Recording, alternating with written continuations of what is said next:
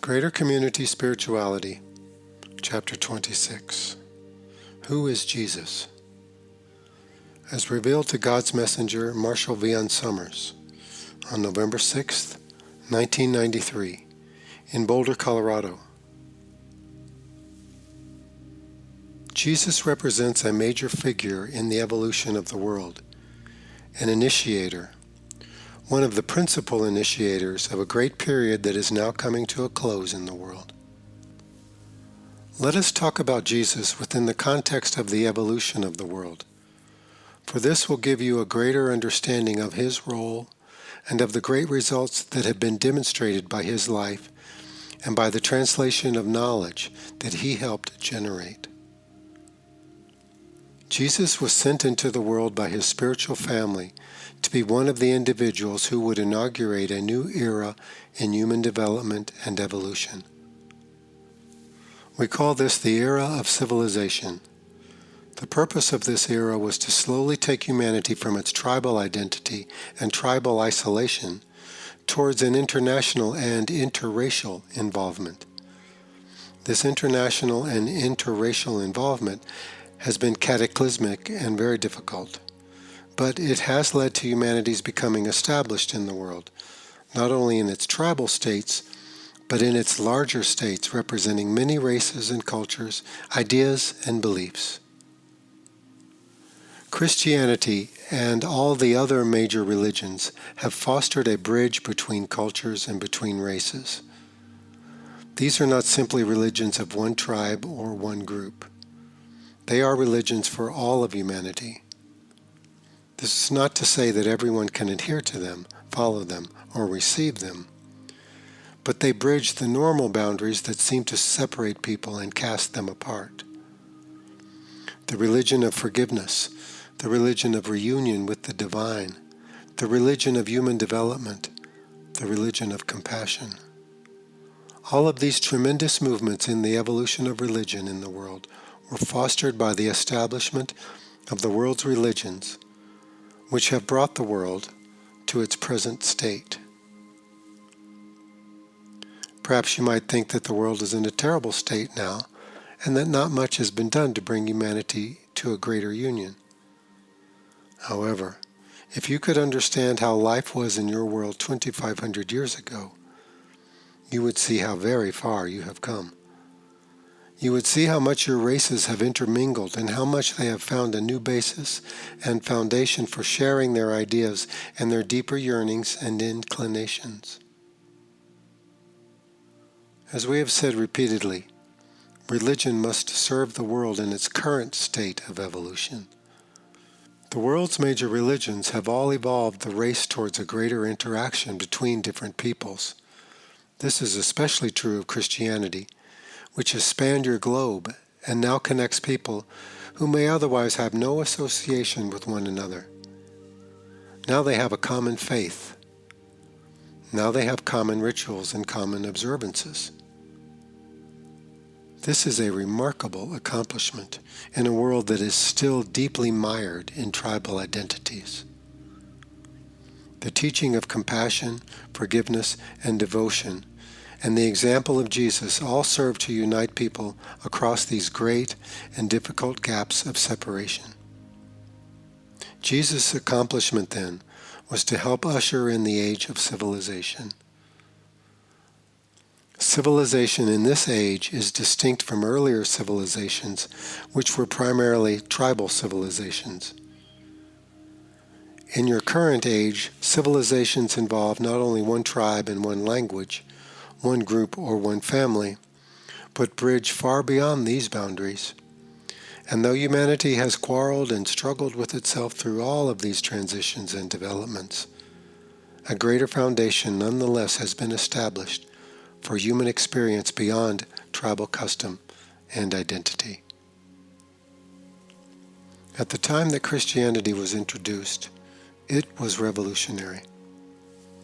Its emphasis was to spread its message amongst nations and amongst different peoples.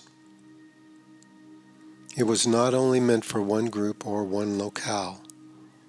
It was not only meant for one tribe or one nation. Its emphasis was to bridge the gaps between different cultures and different nations, to bond people together through a higher association in life, and to create a greater foundation for recognition, communication, and cooperation. Humanity has been struggling with this challenge ever since, but much progress has been made. Jesus set into motion a direct relationship with the divine through the intermediary of the Holy Spirit, which in greater community understanding would be defined as knowledge itself. This relationship emphasized the divine reality within each person and the possibility for personal revelation and spiritual development. Humanity has been struggling with this ever since. Yet it is a remarkable achievement that Christianity is present in the world and that it is accepted by millions of people in different countries from different cultures and backgrounds. This is a religion for international civilization, as is true of many of the other religious movements that were initiated in the world and that have advanced into a more modern age. To understand Jesus' contribution, we must look back and see what has occurred. Wisdom, indeed, can be gained in hindsight here. Life before Jesus and life after Jesus are different. There has been a remarkable change. This change took centuries to take full effect, but it did take full effect. In many instances, the spread of Christianity was destructive and immoral. However, it was following an evolutionary track. It had to happen. Just as the world is now preparing to emerge into the greater community, nations in centuries past were destined to interact with each other, to confront each other, to dominate each other, and to spread their cultures around the world. This has happened to a very large degree. Now we have world religions rather than simply tribal religions. Given the evolutionary process of cultural and social development in the world, and given the progress and evolution of religious and spiritual understanding, you can see that this has been a great step forward. Religion must always keep pace with the evolution of the race which it is intended to serve. Its ability to do this, or its inability to do this, will determine how beneficial it will be and how great a service it will render. You are now at a new threshold, an even greater threshold than your race faced over 2 millennia ago. Your emergence into the greater community will be the greatest challenge and the greatest opportunity your race has ever experienced. This great threshold will be faced by everyone, not simply by one group, one nation, or one culture. This has the possibility for genuinely uniting the world. This also has the possibility for separating the races of the world into a final self-destruction. To enable humanity to advance and to adapt to this greater set of circumstances in the greater community, and to all the attending problems and opportunities that they will offer, religion must evolve. Though Jesus has established a foundation here, even Christianity must now evolve to meet a whole new set of circumstances. Resistance to greater community awareness in the world today is primarily centered in the world's religions. These are religions for man.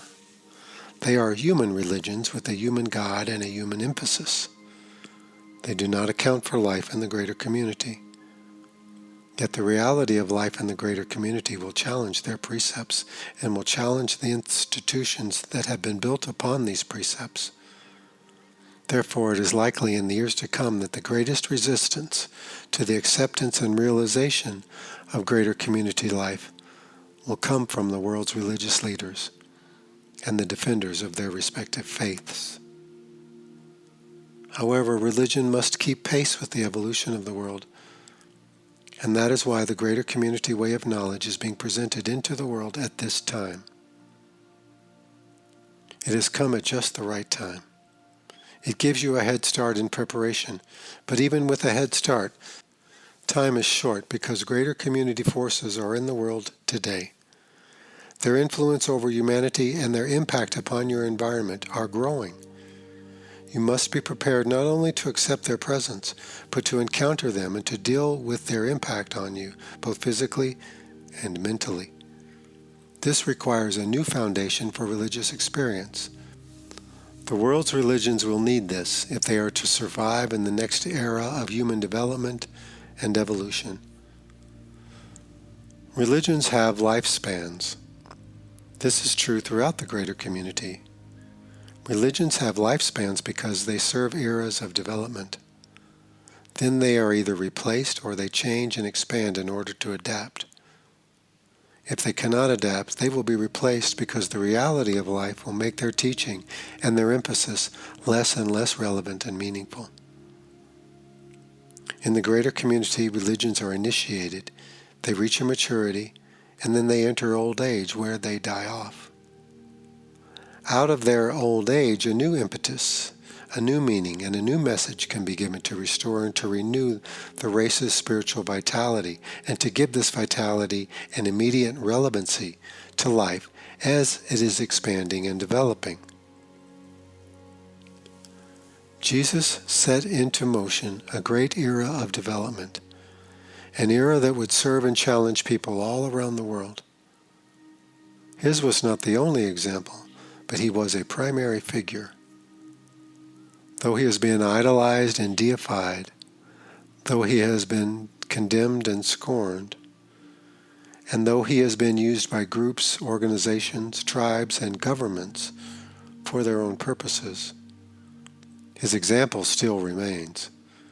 The recognition of one person by another across all boundaries of culture, race, economic position, language, and orientation. His example provided a greater foundation for relationship, a greater foundation for recognition, and a greater possibility for mutual development and achievement. This has been necessary for the development of international societies. This has also been necessary for the development and advancement of your race into a technological age. Now you're at a new beginning. Now you have a greater challenge. Jesus knew that his time and place were crucial. He knew that he would have to play a very visible role in initiating a process that would extend far beyond his own life and awareness. He knew that the effect of his presence would cause violence, warfare, and great tribulation, not only for his followers, but for other generations of people to come. However, even he could not see at that time the full extent and impact of his contribution. He could not see how it would be used and how it would be misused and misappropriated in the years and centuries to come. However, he demonstrated a great truth, that a person's purpose, however great or small, however visible or invisible to the eyes of others, must be in accordance with the needs and evolution of the world. Here, religion serves whole eras of human development. This is understood from a greater community perspective, a perspective which you now have an opportunity to learn and to utilize. In the history of nations more advanced and longer established than yours, and in the experience of civilizations which have destroyed themselves through indulgence, manipulation, or ignorance, it is evident everywhere as a universal principle that religions are born, they change, and they die.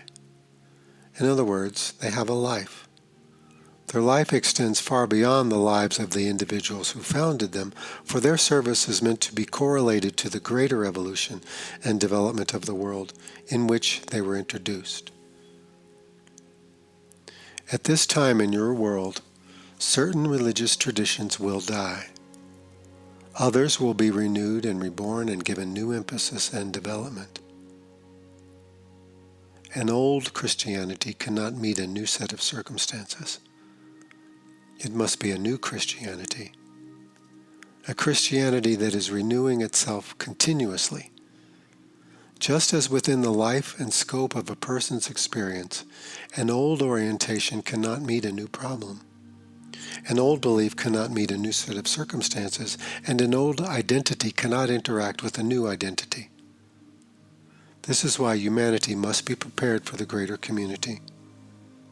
This is why its religious traditions must evolve into this greater arena and participation in life.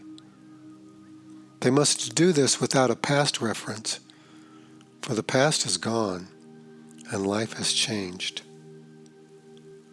Those principles that are universal and timeless must find a new expression now. They cannot be held as the vestiges of antiquity. They must find a new expression because that which is permanent must find expression in changing circumstances. The expressions will change. The traditions of expressions will change. And the emphasis of expression will change. What Jesus set into motion has universal application, but only in its purest sense. What has been made of his teaching will not be able to survive in a greater community context to any great degree. His emphasis on devotion, on forgiveness, on tolerance, and on spiritual identity has permanent value. Here we must distinguish between the founder of a faith and the establishment of the religion that is built upon that faith. Christianity is a religion for humanity with a human God and a human emphasis. It cannot account for life in the greater community. In order for this to happen, its theology will have to change and expand. Its idea of the divine will have to change and expand. Its notion of God's involvement in the world will have to grow enormously. Its teachings will have to be separated from the folklore of the past. Its theology and application will have to change and to adapt. If it cannot do this, it will die. No matter how virulent its defenders will be, and no matter how strong its seeming resurgence, it will be overtaken by the reality of a changing world. In your own life, in order to meet life anew, you must have a new and open mind. Your mind must be renewing itself and refreshing itself. As you enter new stages of development as a person, what worked before at an earlier time may no longer be useful or applicable. You need new eyes to meet new experiences. You need a new faith, not an old faith. You need a new religious experience, not an old religious experience. You must look forward now and not backward. Many traditions and many long-standing associations and ideas will fall away given the enormity of human problems and the greater challenge that will be presented increasingly as humanity becomes aware of the greater community reality and its impact upon individual and national life here in the world. The greater community way of knowledge is not only a preparation for the greater community, it is a new foundation for religious understanding and experience. It is a foundation that will enable the world's religions to advance into a new life with a new relevancy. And yet some of the world's religions will not be able to advance, for they are already old and burdened and encrusted with the past. A greater community reality will be too much for them. Which religions will survive and which will not will be up to the people who participate within them. This will depend upon their ability to adapt and their ability to renew their faith and their experience. Yet the fundamental change will be profound. You must not exercise human arrogance regarding the greater community. If you believe that humanity is a blessed race and that the rest of the greater community is made up of barbarians who have not received God's endowments, then you will be making a critical and fatal mistake. This will deny your ability to learn, to evolve, to adapt, and to meet the greater challenges that lay ahead. Humanity is not a blessed race. It is not unique. It is not the centerpiece of creation. It is not God's favorite child. God's work is everywhere. All genuine religious traditions in the greater community are initiated through knowledge and establish a means and a methodology for individuals to experience a greater purpose and meaning in life within the circumstances in which they live. A theology of the universe is necessary now, not simply a theology of human psychology and human sociology. You need this to unify your race and to bridge the remaining gaps that exist between you so that you can find your common ground. The real common ground in life is knowledge itself. In this, everyone has something fundamental that is in common. It is not tied to the past, and it is not governed by personal ambition, greed, or enmity. It is time now for a way of knowledge, not for a way where there are heroes and heroines and idols of worship. This is not the time for fantastic stories or mythology. This is a time for real demonstration, real faith, and real experience. Humanity is growing in its intellectual scope and understanding. Its religions have not kept pace with this by and large. You cannot have a religion of escape from the world now, because the world is emerging into the greater community. And you have come to serve the world in its emergence and all that its emergence will mean and require. This is not a time to believe in heaven and hell. This is a time to come into the world to contribute and to participate.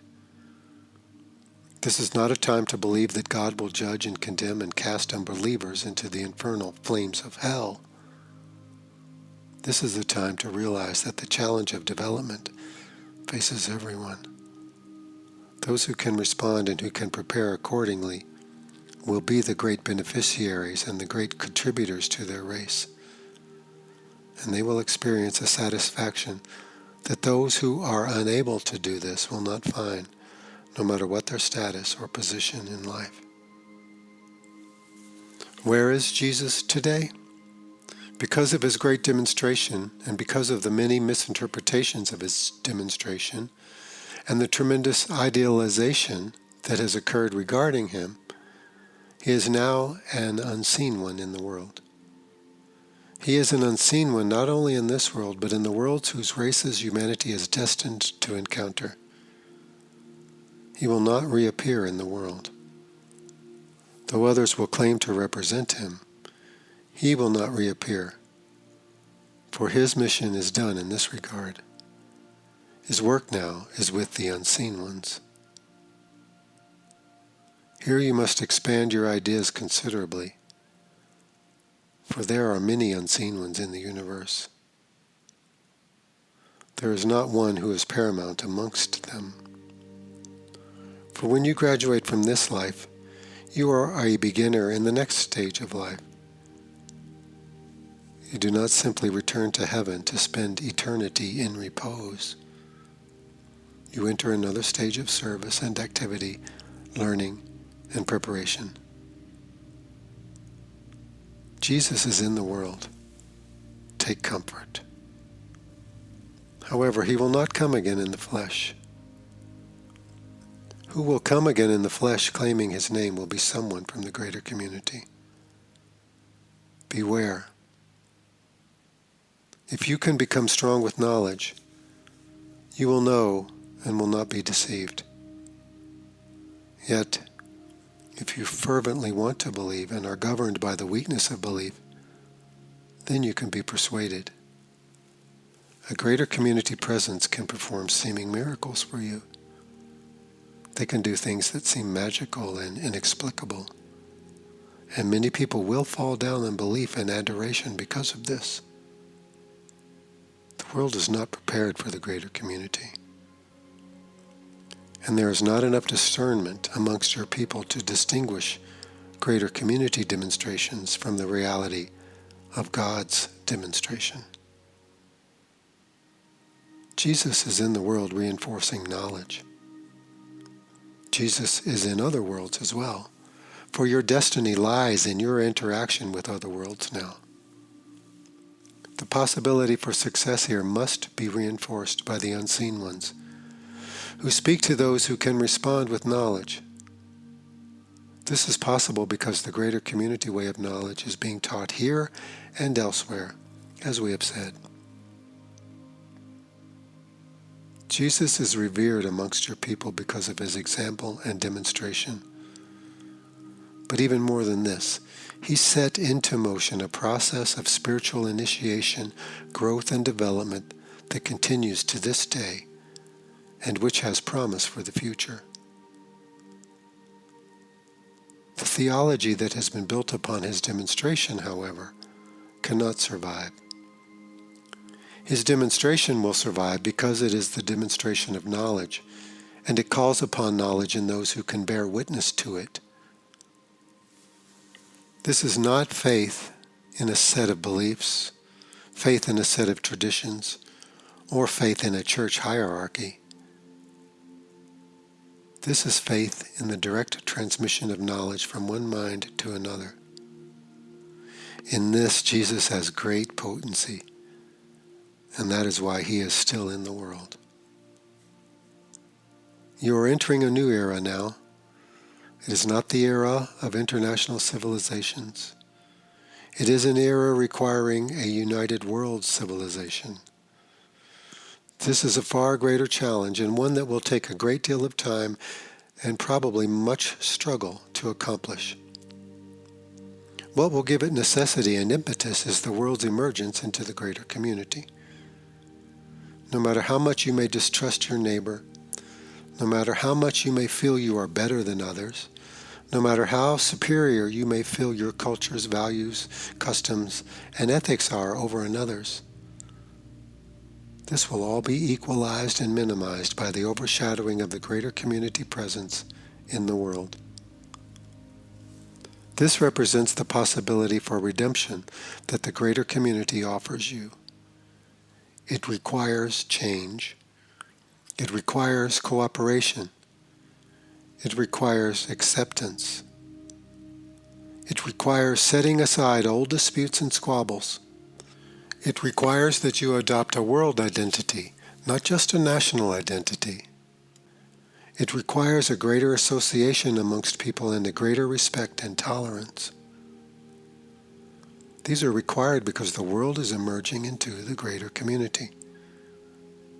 Jesus will be part of this emergence, but he must watch the great changes that are occurring in life, and he must give his counsel without interfering now. For he made his presentation, and now he has a greater and loftier service to perform. The emphasis must now be on knowledge, because this is the essence of your spirituality, and this will give you a new direction in life. The emphasis must no longer be on beliefs, ideas, principles, images, and creation stories. If you can move with life, life will move you. If you can keep pace with life, your spirituality will have a new vitality and possibility for expression. Then you will understand Jesus. Not only because you can appreciate his past demonstration and the beneficence that he encouraged and has engendered in the world. You will understand that he came into life at a unique time to render a unique service. His life was exceptional because he did not remain hidden. And he paid the price for not remaining hidden. However, his demonstration had to be very visible so that it would be remembered. Though much fantasy has been woven around his life, and though his life has been manipulated and used according to secular interests all around the world, his demonstration of compassion, tolerance, and shared identity persists to this day and has great bearing for the future. Here you must distinguish between religion and spirituality. The purpose of religion is to enable spirituality to be experienced, to be applied, and to be fully utilized. When religion ceases to be able to do this and becomes an entity in and of itself, then it begins to usurp its essential and primary purpose. Here it must be changed, and change it will. You may think of Jesus as either a man with a divine purpose or as a divine being with a human purpose. However you might think of Jesus, you think of him within the context of your world and within the context of human involvements and interaction. We are now challenging you to think of him as a figure in the greater community. He is not an extraterrestrial from outer space. He was a man who realized knowledge and contributed knowledge in his time and helped to set into motion, through the efforts of many other people, a greater emphasis in life and a means for re-experiencing this emphasis through a tradition of devotion, dedication, and service. Now you must think of him as an unseen one in the greater community. Here you have the challenge of broadening your understanding, opening your mind, and setting aside those ideas, concepts, beliefs, and preferences which cannot fit into a greater reality. For Jesus to be real for you now and to be real in the future, you must have this approach. His reality and his role are consistent with everything we have said.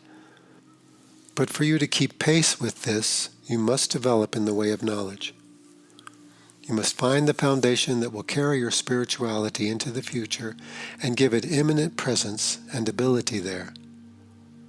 Otherwise, Jesus will be a historical figure that will seem increasingly removed from life. You will identify him with an earlier time and with a passing age. And he will seem to be lost with everything that was associated with him, which will fade from view over the decades and centuries to come. Look forward. Look over the horizon. See what is coming. What is past and was relevant to the past. In order for spirituality and for religion to have meaning, purpose, and value now and in the future, they must be renewed and be able to respond to the greater movement of the world and to the changing needs of humanity. Religion is like a prescription for you to see. You outgrow old prescriptions and then you have to have your eyes re-examined. You get a new prescription which enables you to see clearly in the present. The old prescription is no longer able to do that. Think of religion in this way. Think of it as an intermediary. Think of it as a changeable structure. Think of it as a prescription for seeing, knowing, and acting, honestly, truthfully, and beneficially. Here you will not become attached to the form, but will bond with the essence. And the essence will transcend the form, rejuvenate the form, and renew it. It will give form new meaning and relevancy in your life and within the world which you have come to serve. Your idea of Jesus must be seen in a greater context. Your idea of God must be seen in a greater context. This must be a Jesus of the greater community. This must be a God of the greater community. And there must be a spirituality of the greater community and a theology of the greater community. Do not be concerned that you may seem to be the only one thinking these things, for you are pioneering.